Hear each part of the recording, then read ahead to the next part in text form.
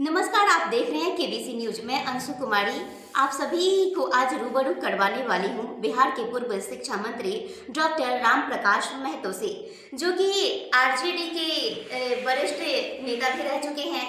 तो आज RJD party की तरफ से पटना के कार्यालय में आरजेडी की तरफ से महत्वपूर्ण बैठक रखी गई और सर कटिहार से चलकर इस बैठक में शामिल होने पटना आए। वहीं पे इनसे हमारी मुलाकात हुई और हमने इनसे रिक्वेस्ट किया, तो सर हमारे केबीसी चैनल में आने के लिए हमने इन्हें आमंत्रित किया और ये आए। ये केबीसी चैनल का सौभाग्य है कि इन्होंने अपना महत्वपूर्ण वक्त दिया और हमसे बातचीत करने के लिए ये तैयार हुए। सर, स्वागत है आपका केबीसी न्यूज में। धन्यवाद। और बहुत आभारी हूँ मैं आपकी, क्योंकि आपसे मुलाकात हुई और आपने कीमती वक्त निकालकर हमारे आमंत्रण को स्वीकार किया और आप इस आमंत्रण में आए और ये हमारे लिए बहुत सौभाग्य की बात है। धन्यवाद धन्यवाद। लोकसभा चुनाव शुरू हो चुका है, सारी पार्टियों ने प्रचार प्रसार भी शुरू कर दिया है। तो पूरे देश के परिप्रेक्ष्य में इस बार एनडीए के सामने इंडिया गठबंधन को आप कहाँ पे देखते हैं? इंडिया गठबंधन पूरे देश में भारतीय जनता पार्टी को जवाब देने में तमाम जो विभिन्न राज्यों के छत्रपों और राष्ट्रीय स्तर पर कांग्रेस, इसका एक गठबंधन बना है और पूरी ताकत से हम लोग 10 साल के पूरे प्रधानमंत्री नरेंद्र मोदी जी के कामकाज के बारे में 142 करोड़ आवाम और 97-98 करोड़ मतदाता के बीच मजबूती से हम लोग ले जाएंगे और लोगों से अपील करेंगे कि आपको इनके कामों का मूल्यांकन करना है, मुद्दे की बात करनी है और तब आपको वोट का निर्णय लेना है। सर, दूसरा सवाल, एनडीए ने जो इस बार 400 पार का नारा दिया है, तो क्या लगता है आपको इसमें कितना दम है? देखिए, 400 का जो नंबर है, ये 400 का मैजिक नंबर का लॉजिक क्या है? ये मैजिक नहीं, इसका लॉजिक होना चाहिए। पूरे देश के अवाम के सामने 10 साल से आप लगातार सरकार में हैं, लगातार 10 वर्षों से आपने जितने वादे किए हैं आपको, या फिर आपने जो जो काम किया है, आप कहते हैं कि हम विश्वगुरु बन गए, 5 ट्रिलियन इकोनॉमी हो जाएगा, तो आपने किया क्या है इसको गिनाइए ना। काम बताइए कि हमने 10 वर्षों में इतना काम किया। आपने क्या क्या कहा था? आपने कहा था कि हम हर साल 2 करोड़ नौकरी देंगे। आपने कहा था किसान की आमदनी दुगुनी कर देंगे। आपने कहा था कि हम विदेशों में जो काला धन है वो मंगवा के सबके खाते में 15-20 लाख यूं ही चला जाएगा। आपने कहा था, लगातार आप कहा था और कह रहे हैं कि हम 100 दिन में महंगाई को कम करेंगे। कहा? बताइए ना, हम क्या किए, क्या क्या किए? आपने लगातार अपनी सभाओं में कहा है कि हम 75वें वर्ष में, जो अमृत काल की आप चर्चा करते हैं, 75वें साल में देश में किसी का घर कच्चा नहीं रहेगा, सबका घर पक्का बन जाएगा, सबके घर में नल का जल होगा, बिजली होगी, गैस होगा। आप बताइए कि आपने क्या किया। आपको चुनाव में काम आपने 10 वर्षों में क्या किया ये बताना है, तभी आपको वोटर, आपके लफाजी को, आपके जुमलेबाजी को सब लोग समझ रहे हैं। अब ज्यादा दिनों तक कहा जाता है, कहावत है, काठ की हांडी चढ़े न दूजो बार। आपको बताना पड़ेगा, हिसाब देना पड़ेगा, युवाओं को बताना पड़ेगा उसके रोजगार का क्या हुआ, किसानों के उपज के मूल्य का, एमएसपी का क्या हुआ, किसानों के लिए आपने क्या किया, क्या आमदनी दुगुनी होगी, तमाम बातों पर इनको साफ करनी होगी। तभी 97-98 करोड़ देश का मतदाता तय करेगा कि इंडिया गठबंधन की गारंटी सही है कि आपका जो गारंटी है, आप जिस गारंटी की बात करते हैं, कौन सा गारंटी आपने समय पर पूरा किया है, इस पर आप विस्तार से हिसाब दीजिए देश को और देश के नौजवानों को। सर, बिहार में कुल 40 सीटें हैं, तो एक तरफ एनडीए है, एक तरफ इंडिया गठबंधन, जिसके नेतृत्व में राष्ट्रीय जनता दल है। तो राष्ट्रीय जनता दल के नेतृत्व में आपको क्या लगता है कि इस बार इंडिया गठबंधन के कुल खाते में कितनी सीटें आएंगी? ऐसा है, प्रश्न आपका बहुत सामयिक है। 40 सीट है। भारतीय जनता पार्टी मोदी जी की पार्टी 2 राज्य से ज्यादा घबरा रही है, महाराष्ट्र और बिहार। महाराष्ट्र 48 और बिहार 40। महाराष्ट्र में भी महाअघाड़ी है, शिवसेना उद्धव गुट है, कांग्रेस है और एनसीपी है। और बिहार में हम लोग कल तक 5 दल थे, लेकिन अब हम लोग 6 दल हैं।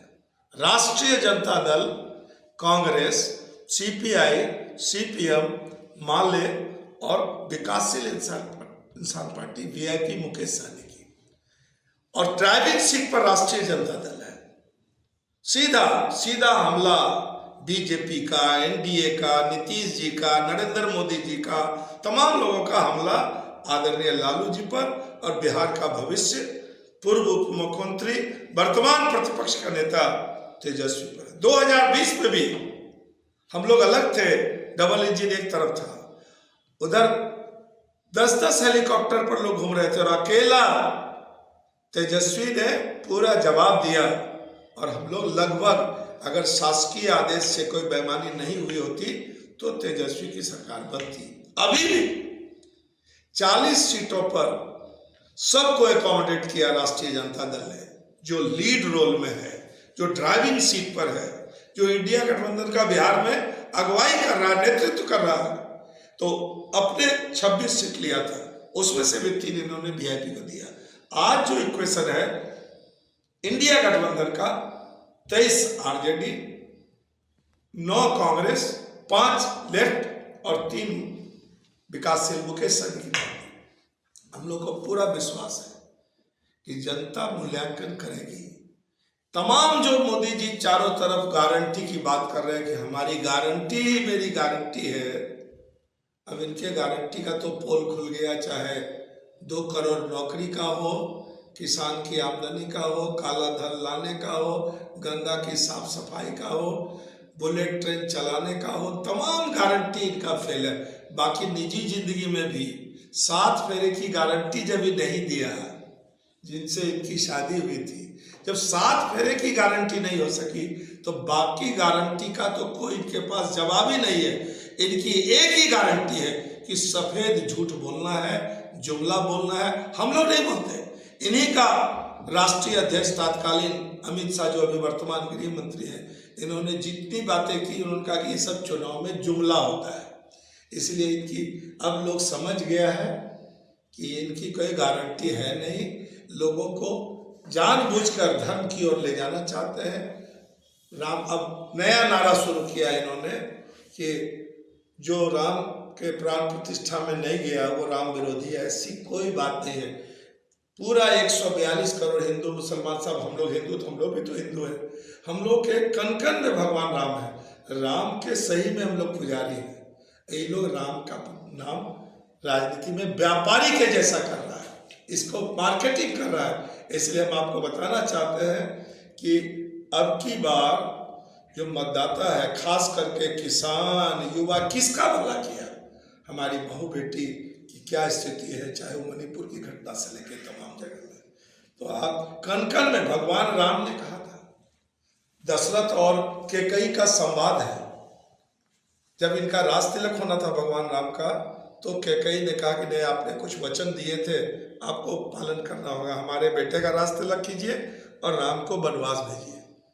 उस समय आप अगर रामायण आपने पढ़ा होगा, जानते होंगे, तो एक दोहा है, रघुकुल रीत सदा चली आई, प्राण जाए पर वचन न जाए।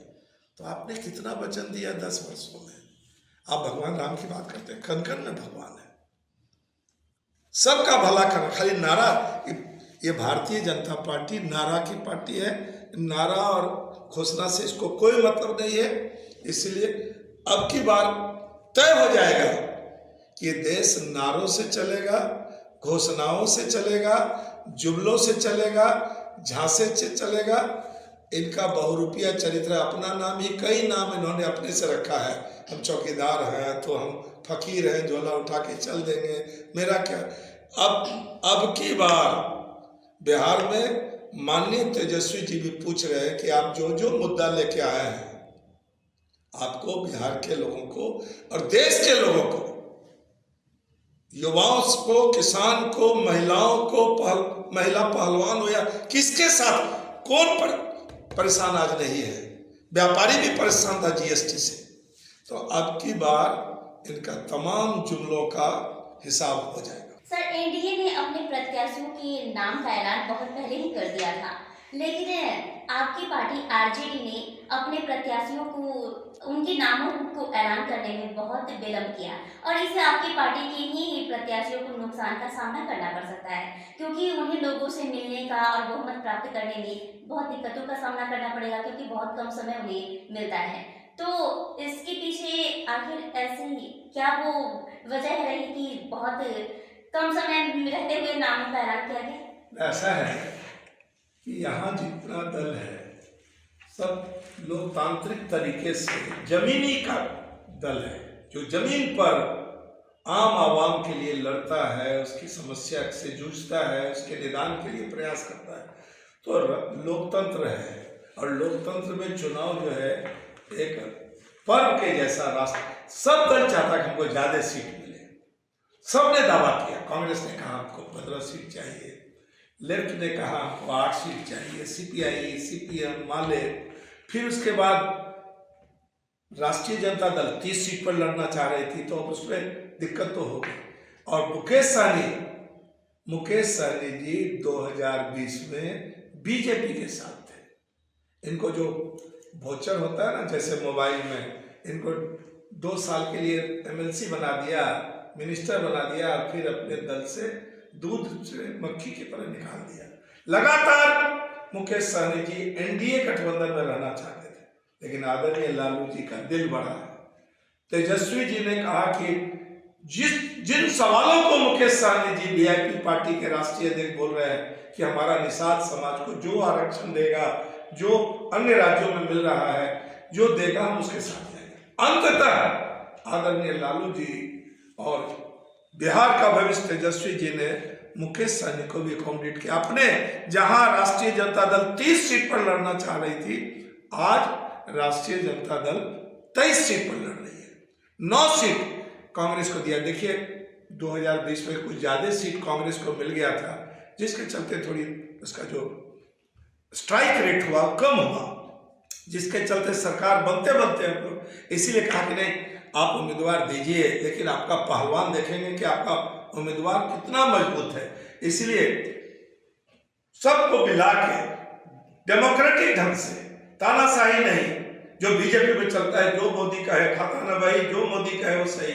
लेकिन आदरणीय लालू जी ने सामाजिक समीकरण, जिसकी जहां जितनी ताकत है उसके आधार पर, देर हुआ है लेकिन मेरा दावा है कि आदरणीय लालू जी ने और बिहार का भविष्य तेजस्वी जी ने दुरुस्त निर्णय लिया है। जो उम्मीदवार दिया है, बार बार तेजस्वी जी भी बोल रहे हैं और अब मुकेश सहनी जी भी, अब हम लोग के 6 दल है, राष्ट्रीय जनता दल, कांग्रेस, सीपीआई, सीपीएम, माले और मुकेश सहनी की विकासशील इंसान पार्टी। हम लोग का नेता लगातार आम सभाओं में कह रहा है कि रिजल्ट बिहार का चौंकाने वाला होगा और बिहार और कर्नाटक, बिहार और महाराष्ट्र में यदि इनका रथ हम लोगों ने रोक लिया तो ये 400 पार का जो सपना है वो सपना रह जाएगा। सर, आपने खुद ही मुकेश सहनी जी की बात की, क्योंकि अगला हमारा सवाल ही यही था मुकेश सहनी के बारे में, क्योंकि मुकेश सहनी ये अपनी वीआईपी पार्टी से रह चुके हैं और आपने उन्हें अपनी पार्टी में शामिल किया। तो इसके पीछे आखिर आपकी पार्टी की क्या स्ट्रेटेजी रही? देखिए, हमारी पार्टी राष्ट्रीय जनता दल शोषितों, वंचितों, कमजोर तबके के लिए, जो पिछड़ा है, अति पिछड़ा है, हालांकि राष्ट्रीय Janata Dal A to Z की पार्टी है। हम लोगों ने सबको सम्मान दिया है, सबको उसका जो वाजिब हक है उसको देना है और दिया गया है। इसीलिए मनोज झा जी जैसे लोग हमारे पार्टी के राज्यसभा से रिपीट हुए हैं, दोबारा जीते हैं। इसलिए ऐसी कोई बात नहीं है। जगदानंद सिंह जी भी राज्यसभा के लिए आदरणीय लालू जी ने ऑफर किया था, वो नहीं गए, तो अब्दुल बारी सिद्दीकी साहब चले गए। लेकिन इसलिए हमारी पार्टी का तो शुरू से इतिहास रहा। जननायक कर्पूरी ठाकुर की नीतियों पर आपको पता होगा, जननायक कर्पूरी ठाकुर का जो अंतिम सांस उन्होंने लिया, जब निधन हुआ तो आदरणीय लालू जी के गोद में। तो जिन सवालों को, जिन नीतियों पर आदरणीय जननायक कर्पूरी ठाकुर थे, उन्हीं सवालों के हम लोग पक्षधर हैं, राष्ट्रीय जनता दल। तो अब देखा कि नहीं, अमित मुकेश सहनी का सवाल और उनका डिमांड, जो निषाद और निषाद की जो जातियां उपजातियां हैं, उनको वाजिब हक मिलना चाहिए। और जाति जनगणना के आधार पर तय भी हो गया। आखिर नीतीश जी ने जाति जनगणना कराया, उसमें राजद के नेतृत्व में आदरणीय लालू जी का बैकलॉग डिमांड था, पुराना चिर परिचित डिमांड था, और हम लोग बिहार ने पूरे देश में साबित कर दिया, जिसको अब राहुल गांधी भी बोल रहे हैं कि अगर हमारी सरकार आएगी तो हम जातीय जनगणना कराएंगे। और जो 5 न्याय और 25 गारंटी की बात उन्होंने की है, ये इसीलिए भी आदरणीय लालू जी ने कहा कि आओ, तुमको अपमानित किया बीजेपी वाले ने, तुम्हारी बात नहीं सुनी, तुमसे बात तक नहीं किया, तुम्हारी उपेक्षा की गई, तो तुम आओ। जिन सवालों को हम लोग पहले से चैंपियन करते रहे हैं, उन्हीं सवालों को पूरे देश में तुम घूम घूम के निषाद जातियों को जगाए हो और उसको वाजिब हक दिलाना चाहते हो। तो राष्ट्रीय जनता दल इन्हीं मुद्दों पर शुरू से, अरसे से हम लोग लड़ते रहे, और तब हम लोगों ने मुकेश सहनी को सम्मान दिया। और जो निषाद जाति की तमाम उपजातियां, ऐसे भी लालू जी का तो रिकॉर्ड रहा है। लालू जी तमाम, हम वैश्य से बिलोंग करते हैं, 5-5, 6-6 वैश्य मिनिस्टर रहे हैं लालू जी के कैबिनेट में और श्रीमती राबड़ी देवी के कैबिनेट में। राजकुमार महाशय, डॉक्टर रामचंद्र पूर्वे, डॉक्टर राम प्रकाश महतो, विजय गुप्ता, ब्रज बिहारी प्रसाद, तमाम ऐसे लोग हम लोग मिनिस्टर रहे हैं। हम लोग 6 मिनिस्टर वैश्य। इसलिए लालू जी एकमात्र नेता है जो तमाम जातियों का, चाहे ऊंची जाति के लोग हों, रघुनाथ झा से लेके जगता भाई सब दिन रहे हैं, सिंचाई मंत्री, जल संसाधन मंत्री, तमाम जातियों को इन्होंने सम्मान दिया है। इसीलिए हमको लगता है कि तेजस्वी जी का निर्णय, आदरणीय लालू जी का निर्णय, मुकेश सहनी जी को साथ में लेकर जो ये समीकरण बना है, हम लोग इस बार ये दोनों, नीतीश जी ये जो पलट के चले जाते हैं, इस बार नरेंद्र मोदी जी, ये दोनों एक दूसरे को कितना क्या क्या कहा है, इस पर दोहराने की जरूरत नहीं है। बिहार की 13 करोड़ जनता को मालूम है, ये दोनों एक दूसरे को, कोई बड़का झूठा पार्टी, कोई बोला जुल्म दमन उत्पीड़न पार्टी, दोनों दलों के नाम की व्याख्या होती रही है। लेकिन हम लोग आदरणीय लालू जी, जननायक कर्पूरी ठाकुर, डॉक्टर लोहिया की नीतियों पर, अंबेडकर की नीतियों पर हम लोग लोगों को सचेत कर रहे हैं, सजग कर रहे हैं कि ये चुनाव केवल सरकार बनाने का चुनाव नहीं है, देश बचाना है, लोकतंत्र बचाना है, संविधान बचाना है। सर, आपने जातियों की बात की, कई सारे आपने, जैसे कि नीचे तो नहीं कह सकते, लेकिन जो अल्पसंख्यक कह सकते हैं, जो अल्पसंख्यक समुदाय में आते हैं, उनके कई बड़े नेताओं के नाम भी आपने गिनवाए। और आपने कहा कि लालू यादव अल्पसंख्यकों के नेता कहलाते हैं, मतलब हर एक नीचे तबके के लोगों के वो नेता कहलाते हैं। आपने जननायक कर्पूरी ठाकुर की बात की, तो भाजपा की तरफ से जननायक कर्पूरी ठाकुर को जिस तरह से सम्मानित किया गया, उन्हें मरणोपरांत जो सम्मान दिया गया, इस पे आप क्या कहेंगे? देखिए, ये जो पूरा देश मोदी जी के बारे में बहुरूपिया और हमेशा से 24 घंटा केवल वोट, चुनाव, ये प्रचार, प्रधानमंत्री कम है, प्रचार मंत्री ज्यादा है, डिमांड तो बहुत दिनों से हो रहा था। लेकिन चूंकि चुनाव देखा और बिहार हाथ से निकल रहा है, जब आप नीतीश जी के बगैर 400 पार कह रहे थे, तो आपको नीतीश जी की क्या जरूरत पड़ी? आप नीतीश जी को तोड़े। जननायक कर्पूरी ठाकुर की ये धरती रही है, बुद्ध की धरती है, महावीर की धरती है, पहला लोकतंत्र बिहार से शुरू हुआ, वैशाली से। तो हमको लगता है कि इनका 400 का नारा केवल खोखला नारा था, लफाजी था, जुमला था। तो जानबूझकर इन्होंने ऐसे समय में साल में शायद 1 या 2 या 3 लोगों को दिया जाता है, लेकिन वोट के लालच से यहाँ दे दिया जननायक जी को भारत रत्न, चूंकि बिहार में पिछड़ी जाति है और उनके नायक रहे हैं, जिसका उत्तराधिकारी आदरणीय लालू जी हैं। अब किसान नेता चौधरी चरण सिंह को दे दिया और उनके पोते को जयंत चौधरी को मिला लिया। एमएसपी के लिए जो कृषि वैज्ञानिक थे स्वामीनाथन साहब, तो उनको दे दिया। आप स्वामीनाथन जी को भारत रत्न देते हैं और किसानों की बात नहीं मानते हैं। आप चौधरी चरण सिंह को भारत रत्न देते हैं, किसानों के को एमएसपी नहीं देते हैं, किसान के भले की बात नहीं करते हैं। आप पिछड़ी, अब यही तो मांग रहे थे मुकेश सहनी जी।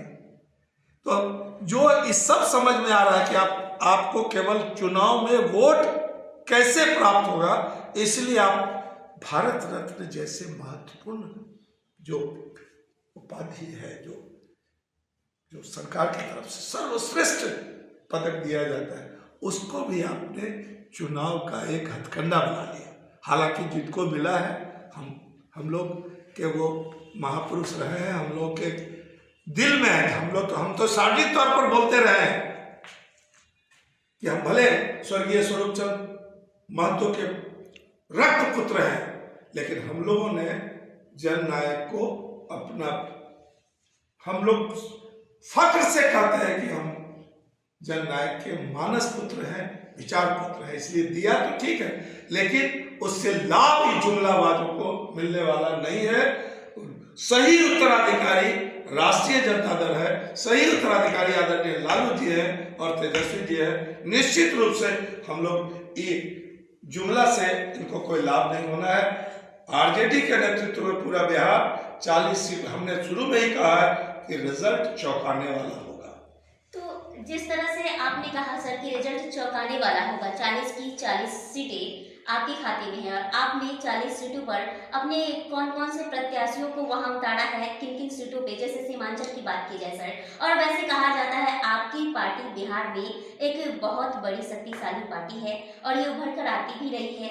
बहुत अधिक संख्या में जितनी भी जनता है उन सीमांचल का वोट आपकी पार्टी को जाता है। तो क्या इस बार भी आपकी पार्टी जनता की बहुमत को उसी तरह से हासिल करने में सफल हो पाएगी? निश्चित होगी। पूरे सीमांचल में जो इस तरह से ये नौटंकी किया है अमित शाह जी, बीच में तो हल्ला उड़ा दिया कि उस सीमांचल का एरिया को अलग से केंद्र शासित प्रदेश बना देगा। उनको डराना है, अल्पसंख्यकों को डराना है, खौफ पैदा करना है। ये क्रोनोलॉजी समझा रहा है हम लोग को सीएए का, ये सारा क्रोनोलॉजी अल्पसंख्यकों को डराने का चल रहा है।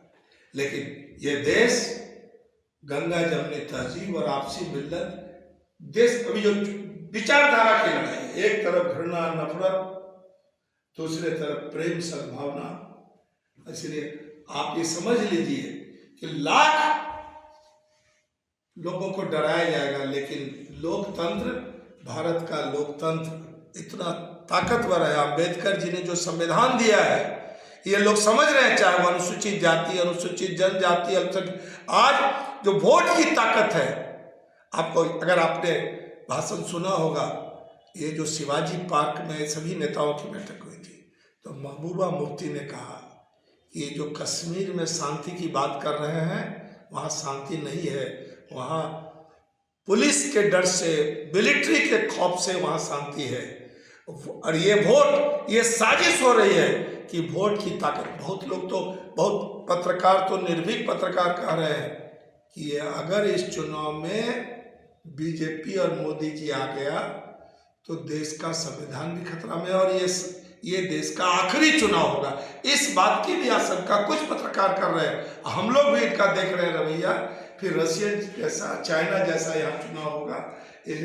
इसलिए भी ये चुनाव देश बचाने का चुनाव है, संविधान बचाने का चुनाव है, लोकतंत्र बचाने का चुनाव है। और एक एक लोग जिनको ये 5 किलो अनाज, अरे उससे ज्यादा तो पेट्रोल, डीजल, गैस का और तमाम साग सब्जी, तेल, आटा, तमाम चीजों का मूल्य बढ़ा के उससे ज्यादा ले लिया। सीनियर सिटीजन को जो ट्रेन में सुविधा थी खत्म हो गया, प्लेटफार्म का टिकट बढ़ा दिया, तमाम कोरोना में भी, अब तो कोरोना का भी ढोल फट गया है।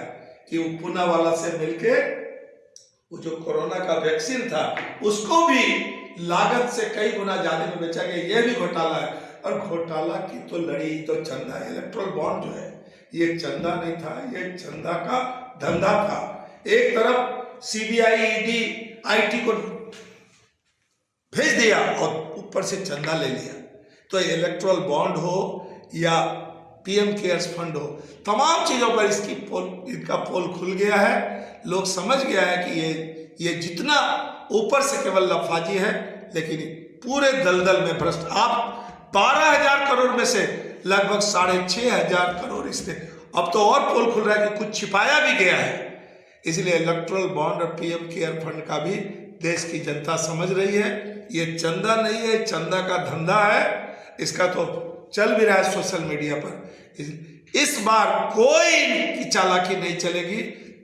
देश का आवाम 142 करोड़ और 97-98 करोड़ मतदाता भी इस बार तय कर देगा कि देश को बचाना है